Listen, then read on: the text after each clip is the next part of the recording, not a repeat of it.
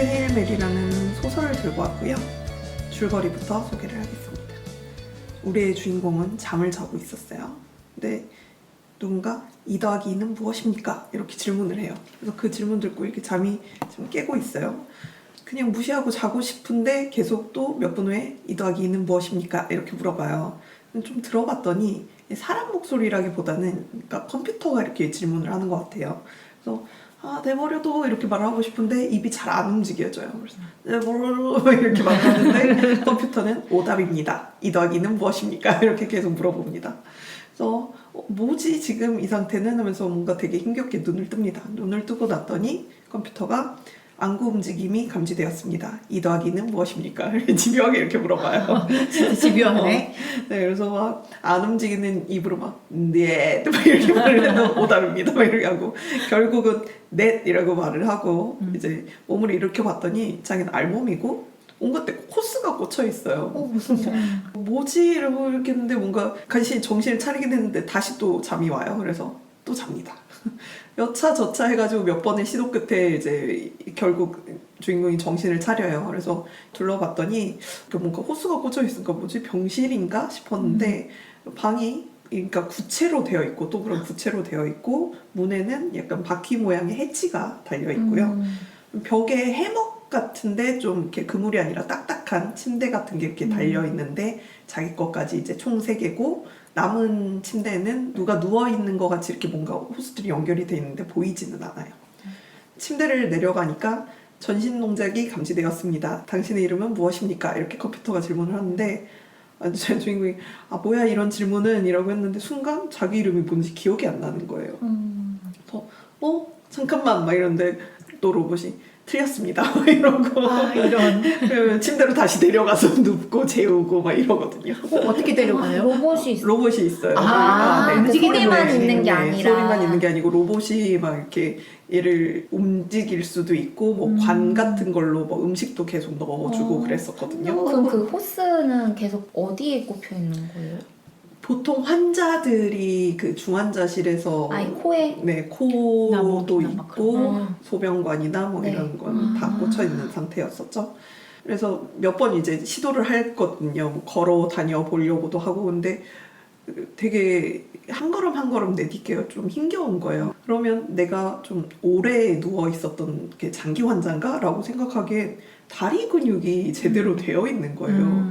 그래서 뭐지? 싶은데 이제 며칠 지나자 기억이 조금씩 들어오는데 전체적으로 확 들어오는 게 아니고 자기가 겪었던 일이 부분적으로 이렇게 떠올라요. 그래서 자기는 이메일을 이렇게 확인을 하고 있었는데 이메일은 전체적으로 발송되는 메일링이었는데 내가 이거 왜 구독 해지를 안 했지? 뭐 이러면서 읽어봤더니 태양에서 금성으로 이어지는 어떤 선이라고는 하지만 우주적인 선이니까 좀 넓겠죠. 이런 선이 발견되었다. 이걸 발견을 했고 뭐 동료분들이 확인을 해주었으면 좋겠다. 뭐 이런 메일이었어요.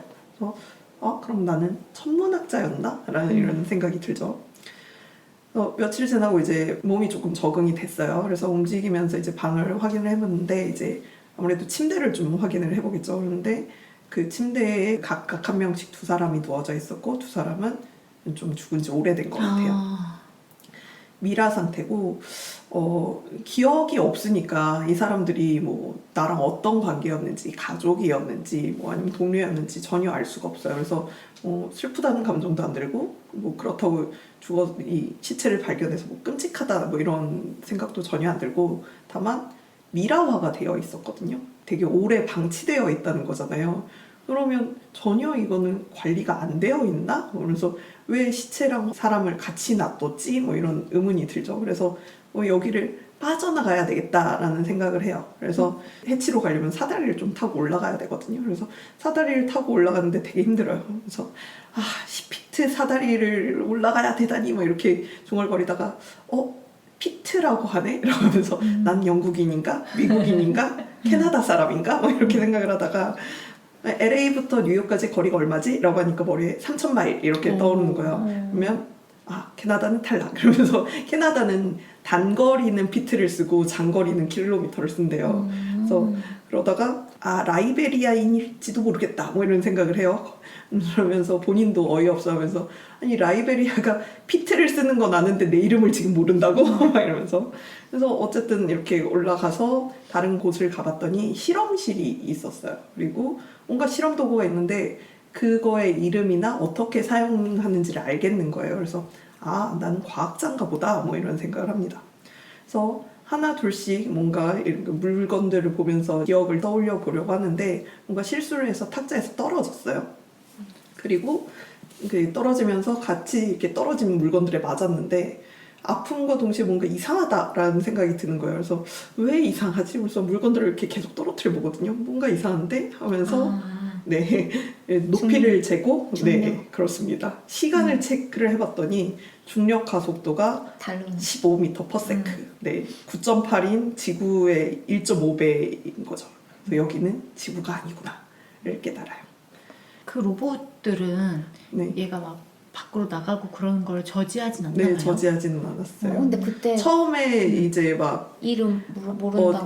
체크를 해보고 막 이렇게 잘 움직이지 못할 때는 이렇게 침대로 좀 데려가서 했었는데 상태 체크해보고 뭐 이렇게 몸 상태가 괜찮아 보이니까 관도 다 빼주고 이제 코로 급식도 안 하고 뭐 1일차 배식입니다, 2일차 배식입니다 하면서 튜브형 음식도 계속 내주고 근데 거기에서 뭔가 AI처럼 뭔가 교류를 하려고 하지는 않고 그냥 입력된 것만 산출하는 그런 로봇인 것 같아요. 그래서 이런 식으로 본인이 여긴 어디 나는 누구 상황이잖아요. 본인이 누군지도 모르고 현재 여기가 어딘지도 모르겠고 이런 상황에서 조금씩 기억들이 돌아오고 뭔가 추리를 해가면서 이제 사건이 조금 밝혀지는데 이런저런 실험을 통해서 자신의 이름은 라일랜드 그레이스며 이게 단순히 우주가 아니라 태양계가 아닌 다른 항성계에 와 있다는 걸 발견을 하고요. 우주선을 타고 다른 항성계에 온 이유는 현재 지구의 상황이 어떤 상황이냐면 아까 선이 하나 발견이 됐잖아요. 그 선은 발견자의 이름을 따서 페트로바 선이라고 부르기로 했는데 천문학자들이랑 기상학자들이 이렇게 관측을 하다 보니까 태양의 밝기가 되게 미세하게 줄어든 거예요. 태양이 물론 수명이 있기는 하지만 굉장히 오랫동안 우리를 밝혀줄 거고 끝없이 에너지를 제공해야 되는 태양이 아주 미세하게지만 밝기가 줄어들었고 그럼 에너지 보존의 법칙에 따라서 그 에너지는 어디론가 가야 되잖아요. 보니까 태양이 어두워지는 만큼 페트로바선이 좀 밝아지는 거예요. 그러니까 태양의 복사 에너지를 우리한테 와야 할 복사 에너지를 걔가 가로채고 있는 겁니다. 그래서 계산을 해봤더니 9년간 1%가 감소할 거고 20년 뒤에는 5%가 감소할 거다. 이런 꽤나 큰 네. 감소였네요. 이게 밝혀졌어요. 그래서 알쓸별점에서 봤던 그 부분인데 지금 지구온난화로 되게 문제가 많잖아요. 그래서 산업혁명 이후로 지구 평균 기온이 1.5도인가 뭐 이런 식으로 올라가 있는 상태인데 이 1.5도 별거 아닌 것처럼 보이지만 이거를 지구 전체 에너지를 계산을 하면 어느 정도 에너지와 맞먹냐면 1800년부터 우리가 매일 매초 4개씩 원자폭탄을 떨어뜨린 에너지랑 맞먹는데요. 엄청나죠? 그렇게 계산을 할 수가 있다는 게 신기할 정도로. 물리학자들은 늘 계산을 하니까요. 그래서 지구급의 에너지는 정말 차원이 다른 거죠. 그래서 5%가 감소하면 그냥 지구는 멸망입니다. 그래서 마지막 빙하기 때 그게 약 2만 년 전인데 그게 당시 지구 평균 온도가 7.8도로 추정이 된대요. 근데 현재 지구 평균 기온보다 6.1도 정도 낮은 거라고 하거든요. 그러니까 저는 빙하기라고 해서 평균 온도가 그럼 영하인가? 막 이렇게 생각을 했는데 그 정도는 아니고 7.8도 정도? 뭐 이런 상태인데 페트로바 선으로 인해서 지구가 점점 추워질 거고 30년이 지나면 10에서 15도 정도가 떨어질 거예요. 빙하기가 오겠군요. 네, 빙하기보다 더 추운 춥겠네요. 빙하기가 시작될 거고 동물들이 얼어 죽을 거고 인간도 식물들도 수확량이 감소할 거고 뭐 식량 대란이 감소하고 뭐 진짜 재앙을 넘어서 멸망 수준으로 갈 수도 있겠죠. 그래서 당연히 전 지구적으로 뭔가 이걸 어떻게든 해결을 해야 된다 해서 온갖 과학자와 군과 뭐 이렇게 전 세계 정부들이 머리를 맞대고 이렇게 해결을 하려고 하고 있어요. 보니까 근데 우리 태양계만 이렇게 어두워지는 게 아니고 주변에 그 가까운 항성계들이 다 어두워지고 있는 거예요. 그래서 이게 약간 전염력이 있는 것 같고 약간 팔광년 만약에 태양계가 뭔가 이 현상이 나타났다 그러면 팔광년 근처에 있는 애들은 다 그런 비슷한 현상들이 나타나고 있는 거죠. 근데 그 중에 딱 하나 항성계만 항성 온도가 이렇게 줄어드는 게 관측이 안 됐어요. 그러면 이걸 해결할 수 있는 거는 저 항성계에 있겠다. 그래서 우리는 지금 12광년 떨어진 타우세티 항성계로 그레이스가 온 겁니다. 그러면은 지금 이 소설의 배경은 근데 근미래 정도로 생각을 해주시면 돼요. 근데 지금 광년을 12광년 떨어진 곳을 이동을 했잖아요. 거기에서 그러니까 페트로바 선에서 어떤 에너지를 포착을 했어요. 그래서 그리고 그 에너지를 좀 확대를 시켜가지고 우리가 쓰는 뭐 그런 연료가 아닌 다른 연료를 해서 빛에 거의 근접하게 속력을 내서 이렇게 다른 항성기까지 진출할 수 있었습니다. 그런 기술이 생긴 거.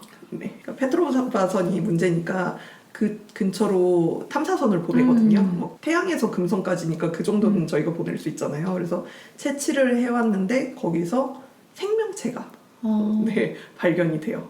그리고 그 생명체가 굉장히 그 태양 복사 에너지를 흡수해서 다른 행성으로 못 갈 정도로 그거를 에너지를 흡수해서 저장을 할 수 있다라는 걸 발견을 하죠. 그러면 그 생명체가 여기저기 막 있어서 네, 그 생명체들이 지금 이동하는 그 라인이 페트로바선이에요.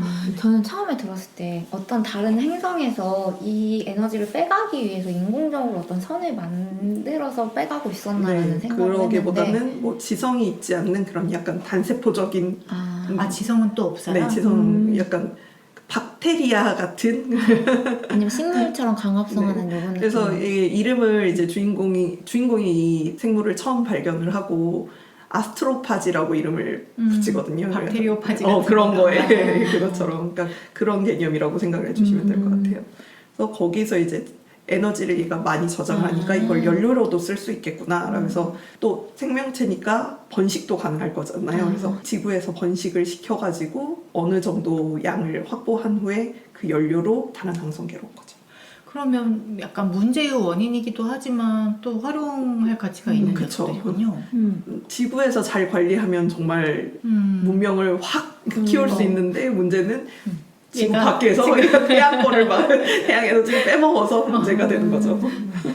그리고 이제 그 죽었던 사람들은 자기와 같이 그 문제를 해결하러 온 이제 동료들인데 12광년이라고 했지만 상대성 이론에 의해서 뭔가 빛의 속도에 가까운 사람들의 시간과 우리 시간은 다르잖아요. 네. 그래서 정확한 연도가 기억이 안 나는데 한 3년, 4년에 걸쳐서 거기에 도착을 했어요. 근데 에너지가 딱 갈 만큼의 에너지밖에 없는 거예요. 돌아올 수는 없는. 네, 돌아올 수는 없는 에너지여가지고 이 사람들은 이제 죽을 걸 알고 간 거죠. 네. 근데 죽을 걸 알고 가는 사람들이 그 좁은 데에서 셋이 4년 동안 같이 있으면 이건 분명히 임무를 완수하는데 차질이 있겠죠. 그래서 이 사람들을 가사 상태에 빠뜨려서 보냈거든요. 네. 근데 아직 저희가 냉동 기술이 되어 있지 않잖아요, 현재.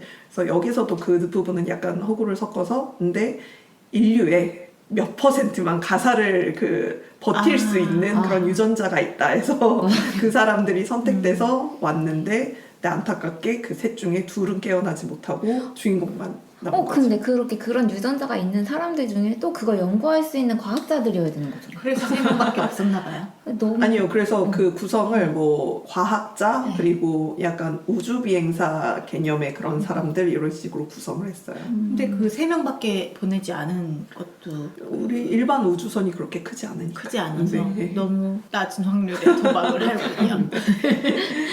그래서 기억을 찾고 봤더니 아직 기억이 잘 떠오르지도 않는데 자기는 죽으러 온 사람이고 자기 어깨에는 온 인류가 인류의 미래가 네, 나의 걸려 어깨에. 있습니다. 너무 부담스럽고 둘은 괴롭고, 죽어버렸고. 동료는 없고 혼자서 그걸 해야 되잖아요. 근데 우울하고 좌절할 수 있는 상황이고 실제로 주인공이 굉장히 좀 절망을 하지만 그래도 금방 털어내고 탐사를 시작을 합니다. 그 기억 상실이 좀 있었던 이유도 그냥 그 가사 상태로 네, 가사 오래 해서? 상태이기 때문에 뇌가 조금 제정신을 아직 못 차리는 거죠. 아직 덜 깨어났나 네. 보구나. 그래서 이제 우리 주인공 라일랜드 그레이스는 이 타우세티에서 대체 왜 이 항성계만 이렇게 항성이 멀쩡한가 그 이유를 찾아서 그 원인을 찾고 뭐 원인이 된 물질이 있으면 그걸 지구에 보내주고 아니더라도 뭔가 소식을 이렇게 보내줘야 돼요. 그래서 이렇게 막 둘러봤더니 여기서도 페트로바 선이 있는 거예요. 그래서 잘 왔어요. 여기도 페트로바 선이 있지만 항성은 멀쩡해. 그럼 이 이유를 찾으면 되는데 그래서 막 조사를 하다 보니까 페트로바 선이 있어야 되는데 안 보이는 거예요. 그래서 왜 저 부분은 없지? 라고 해서 다시 봤더니 페트로바 선을 어떤 물체가 가리고 있는 거죠. 그리고 그 물체가 점점 가까워져서 봤더니 누가 봐도 소행성이나 이런 게 아니라 인공적으로 만든 우주선인 겁니다. 그걸 일부러 가리기 위해서 만든 거예요? 아니면 그러진 않고 우리한테 다가오다 보니까 시야를 가린 거예요. 우연히 가렸던 거구나. 그래서 적당한 위치에 이렇게 우주선이 가까이 왔어요. 그러면서 근데 뭐 뭔가 공격적인 행동을 하거나 그러진 않고 딱 이렇게 그냥 서로를 인식할 정도 수준에만 왔어요. 최초로 외계인을 만난 거잖아요. 두근두근. 그럼 그 네. 우주선도 우리 지구의 우주선과 다른 네, 모양이네. 다른 모양이고 되게 납작하게 생겨서 아니 어떤 정신 나간 과학자가 저렇게 우주선을 만들지 싶은 되게 납작한 우주선이에요. 뭐 이렇게 보다가 그래서 뭔가 좀 그 의사소통을 하고 싶잖아요. 그래서 우주 속에 있고 그렇다고 뭐 주파수나 뭐 이런 게 통하지도 않고 그래서 엔진을 한번 이렇게 빛을 냈다가 껐다가 이렇게 보거든요. 그러면 그쪽 우주선은 껐다가 넣다가 근데 모스보를 해도 뭐 그쪽이 그치, 모스 다르지. 책이 없을 테니까 그러니까 서로 뭐 엔진을 확인하면서 그 탐색전이다. 서로를 인지를 하고 있고 뭔가 지성이 있는 뭐 그런 존재를 서로 만났다는 걸 확인을 해요. 그리고 이게 그쪽 우주선에서 원통을 하나를 이렇게 보내거든요. 원통을 하나 이렇게 배출을 해서 이제 그레이스가 이렇게 가져오는데 뭐 원통을 이렇게 열어보니까 암모니아 기체로 이렇게 채워져 있어요. 그래서 뭐지? 막 이러면서 했는데 봤더니 안에 어떤 모형이 있는데 고양이 수염 같은데 좀 더 단단한 그런 선들 여러 개에 막 이렇게 구체들이 달려있고 어떤 두 구체는 또 꼭대기랑 꼭대기를 연결한 포물선들이 막 달려있고 뭐 이런 거예요. 그러니까 모빌 같은 거를 보낸 거예요. 그래서 이게 뭐지? 라고 이렇게 한참 이렇게 고민을 하다가 보니까 이게 행성과 그렇죠. 행성과 항성계를 표현을 해가지고 이렇게 외계인이 보낸 거예요. 그리고 그 행성과 항성을 그 고양이 수염 같은 선으로 장대로 연결을 해놓고 그리고 페트로바 선을 이제 그 실로 포물선으로 이렇게 연결을 해놓은 겁니다. 그래서 우리 위치는 여기고 페트로바 선은 여기고 나는 페트로바 선을 인지하고 있는 상태고 뭐 이런 식으로 보냅니다. 그리고 자세히 보다 보니까 이거는 지금 여기 타우세리아 항성계인데 옆으로 좀 또 이어지는 거예요. 그래서 본인의 항성계까지 자기가 온 항성계까지 표현을 해가지고 이렇게 보내서 이렇게 항성계를 우리는 별의 위치는 알잖아요. 지구에서도. 그래서 과학적으로 이렇게 봤더니 지구에서는 40에리단이라고 부르는 그 항성계에서 왔고 쟤네도 뭔가 페트로바 선 문제가 있지 않았을까라는 게 추측이 되죠. 물론 여기서 그냥 그 외계인은 그 별에서 왔지만 페트로바 선의 에너지를 채취하기 위해서 뭐 이렇게 온 사람일 수도 있기는 하지만 뭔가 주인공이 봤을 때는 쟤네도 우리랑 같은 문제를 겪고 있는 것 같아요. 그래서 둘은 좀 만나보기로 하고요. 두 우주선을 어떤 통로 같은 걸로 도킹을 한 다음에 거기에 대기 상태랑 우리의 대기 상태가 다를 수도 있으니까 가운데 이제 투명한 벽을 설치해서 이제 둘이 만나게 되는데 에리단이 항성계에서 와서 이제 주인공은 에리디언이라고 이름을 짓거든요. 그래서 에리디언을 이렇게 봤더니 대칭형의 오각형의 몸통 중심부에서 다리가 이렇게 5개가 나와 있습니다. 그리고 머리는 없어요. 그러니까 약간 머리가 없는 궁둥이가 큰 거미 상태라고 생각을 해주시면 될 것 같아요. 그리고 옷을 또 입고 있어서 네, 약간 지성체라고 볼 수 있고 되게 딱딱한 그런 금속인지 돌인지 알 수 없는 걸로 이렇게 관절이나 몸통이 돼 있어서 이제 로키라고 부르거든요, 이름을. 네.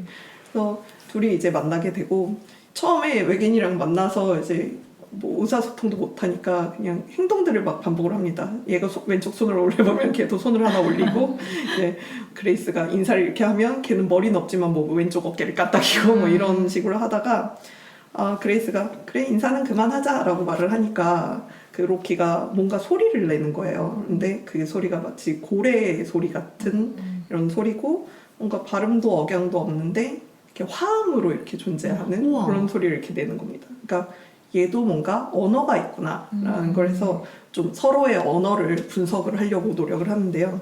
로키가 이제 다음에는 뭔가 작은 구체들을 실로 연결한 그런 또 모형을 또 주거든요. 로키가 이렇게 나중에 나오지만 기술자예요. 그래서 손을 이렇게 되게 잘 만들거든요. 무엇이든. 그래서 뭔가 동그라미들이 실로 연결됐는데 항성계는 아닌 것 같고 근데 되게 익숙해요. 보는 순간 학교 애들이 떠오르는 것 같아. 그래서 학교에서 애들한테 보여줬던 원자 그 모델 있잖아요. 그 연결된 거 중성자 있고 막 양성자 있고 막 이런 모델. 그래서 봤더니 그 양성자 수를 세봤더니 이거는 산소야. 그리고 또 어떤 모델을 봤더니 이거는 암모니아야. 그래서 자기의 그거와 그 상대방의 그거를 완전히 파악을 하고 있고 그리고 산소 모델은 하나만 주고 암모니아 모델을 29개를 준 거예요. 그래서 이게 무슨 뜻일까 하다가 아 얘는 우리 기압보다 29기압이 더 높나 보다. 이거까지 이제 판단을 합니다. 화학 분자로 대화를 하는 건가요? 네. 또 알쓸 알쓸 시점에서 본 장면인데 알쓸 인잡에서 본 장면인데 이거는 그 파인만 씨 농담도 잘하시네요. 그 작가 파인만 물리학자. 네, 물리학자 파인만이 지구가 멸망 상태가 되고 애들밖에 안 남아있는 상태에서 자기가 마지막 어른이고 자기가 죽기 직전이에요. 그러면 마지막 한마디로 뭘 남기겠느냐라는 질문에 모든 것은 원자로 되어 있다. 그걸 한다고 했었거든요. 그래서 왠지 작가도 그거를 거기에 감명을 받지 않았을까라는 생각에 그래서 그렇게 원자 모델로 서로를 이렇게 판단하는 그런 부분이 있었고요. 이렇게 소통을 하다가 좀 피곤한 거예요. 그래서 좀 자야 되겠다 싶어가지고 근데 한 2시간 자고 돌아올 테니 기다려. 이거를 어떻게 전달할 거예요. 그래서 그냥 손가락 하나를 딱 듣고 기다려 이런 표시를 하고 자기는 그 실험실에 갔다 와요. 그래서 실험실에 아날로그 시계가 있었거든요. 그래서 시계를 딱 보여주면서 시계바늘이 있잖아요. 시계바늘 있고 12시에 딱 이렇게 뒤로 돌리는 것도 보여주고 12시를 딱 보여주면서 그 화이트보드에 2시 표시를 딱 자기가 똑같은 그림을 그리고 얘가 여기까지 될 때까지 기다려 막 이러면서 이렇게 표시를 하거든요. 그러니까 로키가 처음에는 뭐 시계를 잘 못 알아보는 것 같아요. 그래서 뭐 벽에 더 붙여라 뭐 이런 식으로 표현을 하다가 시계를 인지를 하더니 로키가 이번엔 손을 이렇게 딱 듭니다. 손가락 하나를 들어서 기다려 이렇게 표시를 하고 자기도 이렇게 딱 자기 무슨 단어로 가요. 그래서 자기도 기다려 했으니까 자기도 기다려줘야 되잖아요. 그래서 기다려줬더니 로키도 자기의 시계를 이렇게 딱 보여주는 거예요. 그래서 자, 시계를 보여주면 우리는 숫자들을 알 수 있잖아요. 숫자가 써져 있으니까 우리의 일과 쟤네들의 일을 비교를 하고 그리고 1, 2, 3, 4 이렇게 읽는 법이라던가 그리고 얘네들의 시간과 우리들의 시간을 이제 계산을 할 수도 있고 그런 식으로 해가지고 점점 이제 언어를 확장을 해 나가기 시작해요. 그래도 이 과학적인 거를 뭐 분자나 1이나 이런 것들을 한다 해도 일상어를 번역할 때는 좀 시간이 많이 걸릴 것 같거든요. 며칠로 안 될 것 같긴 한데 좀 소설적 호구가 있는지 며칠 만에 적당히 문법은 엉망이지만 그래도 의사소통은 가능한 수준으로 서로의 예의 화음과 뭐 이 말과 이렇게를 구별을 합니다. 우리 쪽엔 컴퓨터가 있어서 뭐 얘가 뭐 사과하면 얘가 무슨 음을 내겠죠. 그러면 그거를 이제 그레이스가 컴퓨터에 기록을 해서 단어짝처럼 찾아보고 그리고 로키는 기억력이랑 계산이 엄청 빨라요. 그래서 그런 컴퓨터 없이 그냥 그거 할 때마다 다 기억을 해가지고 얘가 말하는 거를 점점 알아들어요. 로키의 우주선에도 로키 한 명밖에 없어요? 네, 그렇습니다. 예, 로키도 이제 나중에 나오는데 12명이랑 같이 왔었는데 여기로 오면서 다 이제 죽고 로키 혼자만 남은 상태예요. 아니 거기는 많이 데려왔는데도 그렇게 됐네.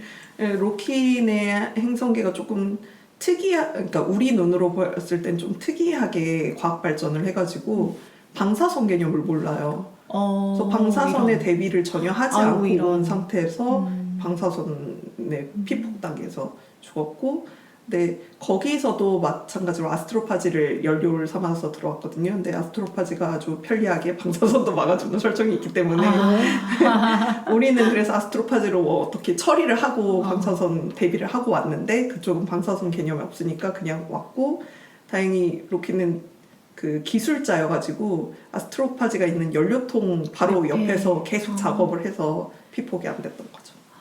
그레이스는 깨어난 지 지금 며칠 안 된 상태잖아요. 계속 자고 있었고, 그래서 혼자가 됐다는 사실도 며칠 전에 안 상태고, 그래서 물론 그걸 받아들이면서 좌절을 하긴 하지만 아직 그걸 실감할 만큼 시간이 지나지는 않았는데, 로키는 이미 여기에서 40몇 년간을 이제 혼자서 어떻게든 해보려고 작업을 하고 있었던 중이었어요. 네, 물론 수명이 달라서 우리보다 훨씬 오래 살거든요. 몇백 년을 사는 존재이기 때문에 우리의 시간관념하고는 다르겠지만 그래도 꽤 오랜 시간 혼자 외롭게 우주에서 일을 하고 있었던 거죠. 벌써 내적 친밀감이 느껴지고 짠하죠. 네, 로키가 걱정되고 네. 막 그러네요. 그래서 뭐 예스, 노부터 시작해서 둘이 의사소통을 한 둘은 이제 어떤 문제점이 있었는지도 알고 이제 여기 이 항성계에서 아스트로파지를 박멸할 만한, 없앨 만한, 대항할 만한 그런 무언가를 찾기 위해 협동을 하여 연구를 벌입니다. 졸짱잼이다. 재밌죠? 네. 초반 재밌지 네, 않습니까? 재밌어요. 네, 여기서 이제 줄거리는 멈추고 작가 이야기를 좀 하자면, 작가는 마션의 작가 앤디 위어입니다. 그래서 헤일 메리가 미식 축구 용어인데 경기 막판에 이제 역전을 누르면서 되는 대로 이렇게 던지는 그런 공들을 이제 헤일 메리라고 하나 봐요. 그래서 작품 속에 우주선이 헤일 메리 호거든요. 이 헤일 메리 호를 보내는 이 작업을 프로젝트 헤일 메리라고 하는 건데, 일단 던져본다. 역전을 위해서 인류를 멸망에서 구원해줄 그 한 수를 위해서 이렇게 보내는 거고, 그리고 미국에서는 성모송을 헤일 메리라고 부르기도 한대요. 그래서 네, 그래서 약간 종교적인 의미도 있었던 것 같아요. 프로젝트 헤일 메리는 앤디 위어의 세 번째 장편 소설이고, 앤디 위어는 1972년 캘리포니아생이고요. 입자 물리학자인 아버지와 전기기술자인 어머니 사이에서 태어났다고 합니다. 오, 과학유전자. 이과의 결합이야. 그리고 캘리포니아 대학에서 컴퓨터 공학을 공부를 하다가 졸업은 안 한 걸로 알고 있고요. 그리고 근데 그 전에도 뭐 15살 때부터 국립연구소에서 컴퓨터 프로그래머 일을 했었대요. 그래서 그쪽으로 좀 재능이 있었던 것 같고, 뭐 블리자드에서 워크래프트 2 개발에 참여를 하기도 하고, 그 뒤에 뭐 여러 소프트웨어 회사들에서 프로그래머로 활동을 했다고 합니다. 그리고 20대부터 이제 본격적으로 글을 썼는데 2009년에 이제 소설 마션을 자기 블로그에서 이렇게 연재를 했어요. 근데 팬들이 굉장히 많이 붙었고, 팬들이 좋아하면서 이거 저 킨들에서 봤으면 너무 좋을 것 같다. 전자책으로 보면 좀 누리 덜 필요하잖아요. 그러니까 이북 리더로 보고 싶다라는 팬들의 요청에 아마존 킨들 버전으로 자비 출판에서 99센트를 이렇게 올렸어요. 그런 거였어요? 네. 세상에. 그래서 99센트로 이렇게 출간을 했는데 이게 킨들 베스트셀러 1위에 오르면서 그때 이제 출판사 쪽에서 요청이 들어와가지고 이거 출판하자라고 해서 출판을 하고 이제 뉴욕타임즈 베스트셀러로도 올리게 됩니다. 99센트. 네. 와. 원래는 무료로 이렇게 연재하던 작품이었으니까. 그리고 2015년에 이제 리들리 스콧 감독에 의해서 마션이 영화화가 됐고 베스트셀러 작가가 됐죠.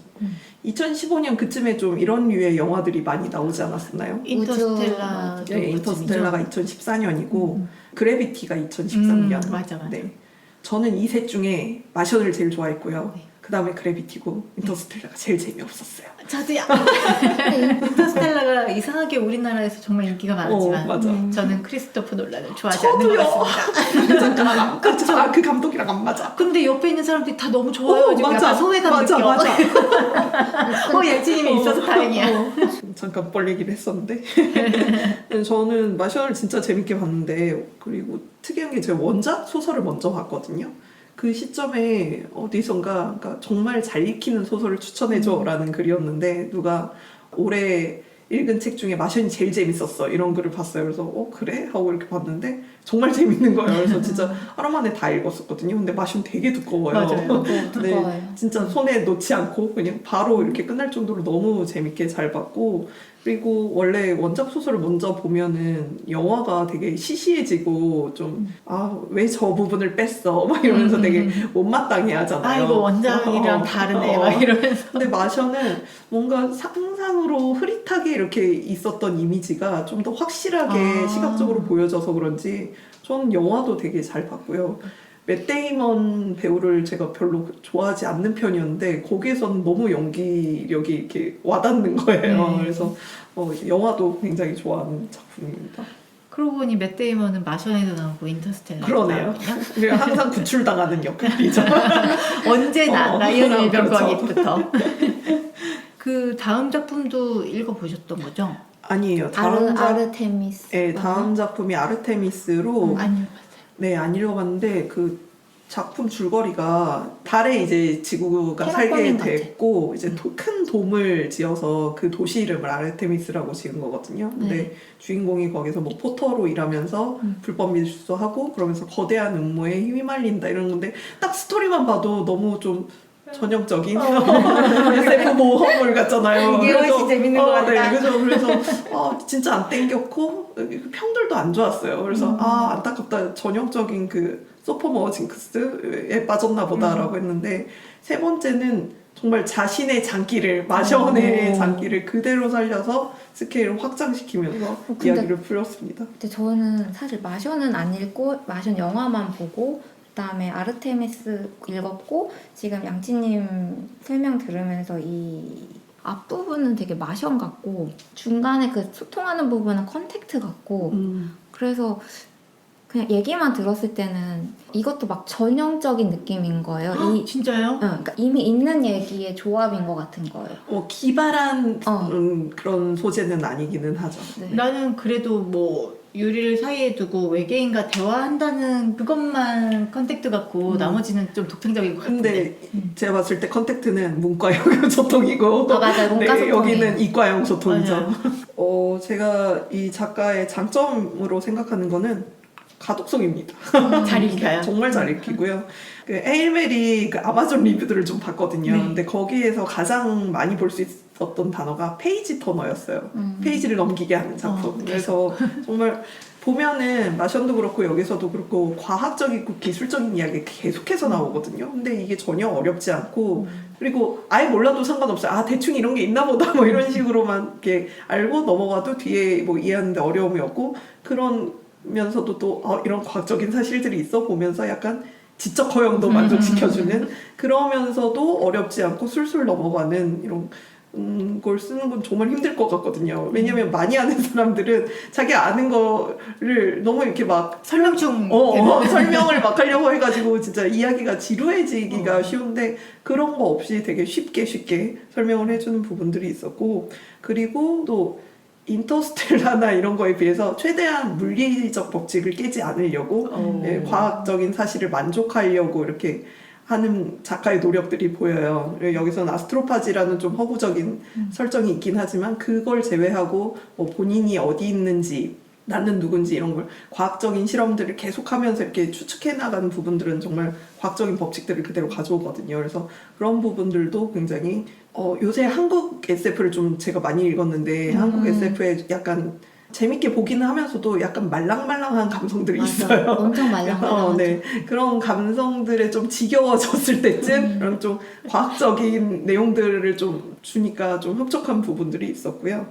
그리고 또 약간 웹소 같은 통쾌함이 있습니다. 이렇게 계속 끊임없이 크고 작은 재난들이 계속 오거든요. 그러니까 뭔가 큰 사건을 마지막에 해결하는 게 아니고 주인공은 뭐 이것도 고장나고 이것도 해봐야 되고 뭔가 자기도 추측해야 되고 그런 것들을 계속해서 해결해 나가는 그래서 그 웹소의 가장 큰 문제점이면서 장점이 그 사이다 부분이 계속 이렇게 나오잖아요. 크고 작은 고구마가 아주 잠깐 나오고 해결하고 그런 부분들이 있는데 여기에서도 정말 그 사고들이 닥치면 주인공이 그러면 이건 이렇게 해야 되나 뭐 이런 부분들로 쫙쫙 해결을 해야 하는데 근데 우리나라 웹소에서 문제점이 주인공이 정말 그런 사이다만 추구하다 보니까 좀 공감이 안 가는 부분들이 있거든요. 얘는 뭐 좌절하지도 않고 흔들리지도 않고 그런 식으로 그냥 사이다 전개로만을 위해서 이렇게 뛰어가는 그런 부분들이 있는데 여기서는 그 주인공의 감정선도 잘 건드리면서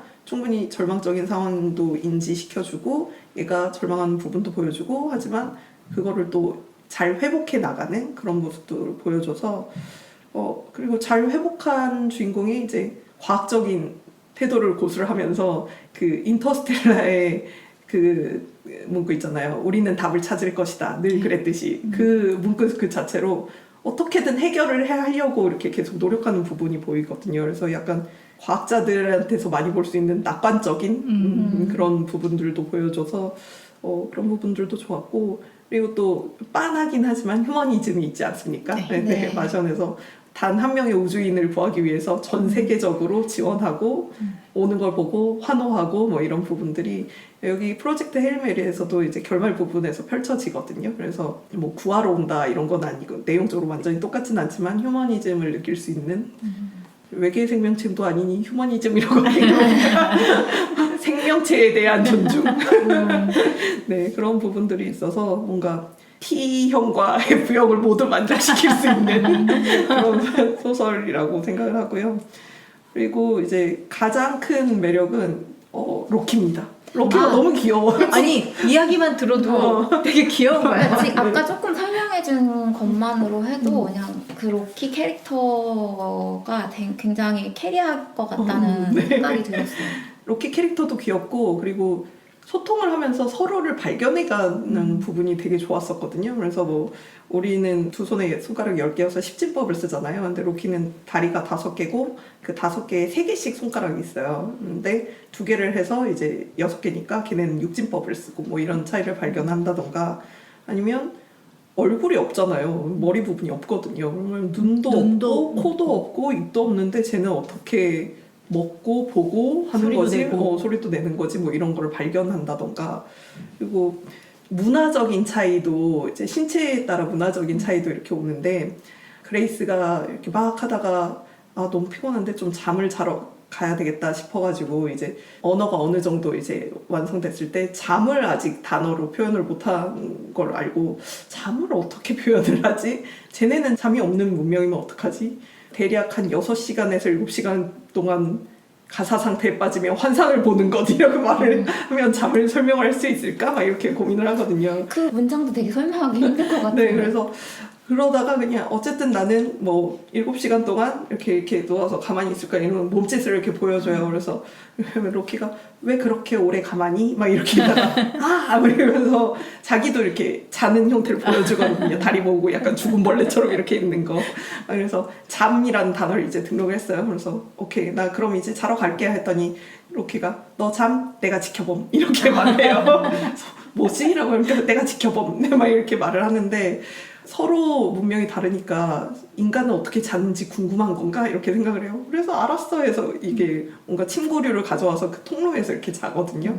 로키도 기다려 하면서 자기가 수리할 뭔가를 가져와요. 그래서 뭐야? 그래서 뭐 기록할 건가 보니까 너 잠 나 지켜봄 나 수리함 뭐 이래요. 그래서 그냥 얘가 이렇게 자는 거를 이렇게 지켜봅니다. 그리고 또 얘가 로키가 나 잠 너 지켜봄 이렇게 해요. 자기 자는 것도 지켜보래. 그래서 아니야 괜찮아 난 안 지켜봐도 돼. 그러니까 나 잠 너 지켜봄. 그래서 그리고 여러 번 말해서 내가 지켜보는 걸 원해. 그러니까 원함 이렇게 하거든요. 그래서 그 문화권에서는 잠이 거의, 우리는 잤을 때 큰 충격을 받으면 그래도 어느 정도 일어나잖아요. 근데 거기서는 거의 그냥 완전 진짜 가사 상태, 혼수 상태로 일어나질 못해서 뭔가 위급한 상황이 왔을 때 대처를 못하는 거예요. 그래서 진짜로 지켜볼 그래요, 사람이 그러니까 지켜봐야 지켜보는 문화인 거예요. 서로를 지켜봐주는 거. 그래서 내가 잘 때 네가 더 지켜봐야 내가 더 잘 잠. 뭐 이런 식으로 말하거든요. 우리는 누가 지켜보고 있으면 되게 불편할 것 같은데 거기는 지켜봐야 안심이 되나 그래서 보다. 막 그런 식으로 막 잠자는 거 지켜보는 그런 거 보는 것도 되게 귀엽면서도 뭐 재밌었던 부분이었고요. 그래서 이렇게 뭔가 그레이스가 여긴 어디 나는 누구의 상황을 뭔가 과학적인 실험이나 뭐 추론이나 이걸 이용해서 뭐 내가 누구인지 현재 상황이 무엇인지 이런 거를 알아내는 과정이나, 아니면 의사소통이 전혀 안 되는 어떤 존재를 만났을 때 뭔가 뭐 과학적인 상식이나 뭐 추론을 이용해서 서로의 답을 발견하고 뭐 이런 것들이 좀 약간 추리소설 같이 퍼즐 푸는 재미가 있거든요. 그래서 그런 부분들이 저는 상당히 재밌었습니다. 그리고 마션도 그렇듯이 이것도 이제 영화화가 확정이 됐거든요. 그래서 라이언 고슬링 주연으로 내년부터 제작에 들어가는 것 같아요. 그래서 제가 이제 그 지구에서 회상 장면들을 지금 다 스킵을 했는데, 지구에서의 장면도 되게 매력 있거든요. 재난 상황이 닥쳐왔고 거기를 해결해 나가려고 하는 그 지성인들의 과학적인 협력이나, 또 이렇게 여성 캐릭터가 한 명 나오는데 모든 정부의 승인하에 어떤 법도 다 어겨서 무법적으로 모든 권한을 다 써서 이 프로젝트를 성공시키려는 그 여성 리더가 나옵니다. 그래서 지구에 있는 네, 여성 리더. 네, 그래서 그 여성 리더에 누가 캐스팅될지도 되게 궁금하고. 그건 아직 안 나왔어요. 네네. 제가 준비한 건 이제 거의 다 끝났는데 재밌는 평이 하나 있어가지고 이걸 하나 읽어드릴게요. 프로젝트 헤일 메리는 최고의 과학 선생님과 함께 우주로 견학을 가는 것과 같습니다. 수업까지는 세상을 구하는 것입니다. 이것은 내가 지금까지 갔던 항해 중 가장 독창적이고 흥미롭고 재미있는 항해 중 하나입니다. 라고 하는데 그 그레이스가 중학교 선생님이었거든요. 그러니까 원래는 학계에 있다가 자기의 논문이 안 받아들여지니까 됐어. 중학교 선생님을 하고 있다가 이제 그 논문에 착안해서 아까 말했던 그 여성 리더가 픽업을 해가지고 이제 그 아스트로파지를 연구를 하고 결국 네. 여기까지 오게 된 사람인데 그래서 진짜 과학 선생님과 같이 이 우주를 여행을 하면서 몰랐던 지식을 좀 쌓아가는 그런 기분이어서 정말 재밌게 본 소설이고 여러분도 한번 읽어보셨으면 좋겠어요. 너무 재밌을 것 같다. 재밌어. 이 전전에 해주셨던 책 있잖아요. 네. 죽여마땅한 사람들도 진짜 딱 팟캐 녹음하고 양치니 거 편집할 때 아이씨, 당장 읽어야 되겠다 하고 진짜 후루룩 읽었었는데 이것도 막 당장 읽고 싶어요. 네. 근데 그 작가가 되게 글 쓰는 게 되게 재밌고 캐릭터도 잘 만들고 캐릭터가 기본적으로 좀 유쾌하죠. 네. 마션의 첫 문장 뭔가 상황이 괜찮았을 때 아무래도 좆된 것 같다. 맞아, 이렇게 그 문장으로 이렇게 시작했던 것처럼 좀 뭔가 가벼운 듯 하면서도 이렇게 너무 어긋나지 않고 유쾌하게 뭔가 문제 상황을 헤쳐나가는 그런 상황을 잘 묘사를 하는 것 같아요. 그게 되게 어려운 것 어렵죠. 같아요. 적당한 네, 선을 딱 맞아요. 지키면서 네. 재밌고 유쾌하고 이러기가.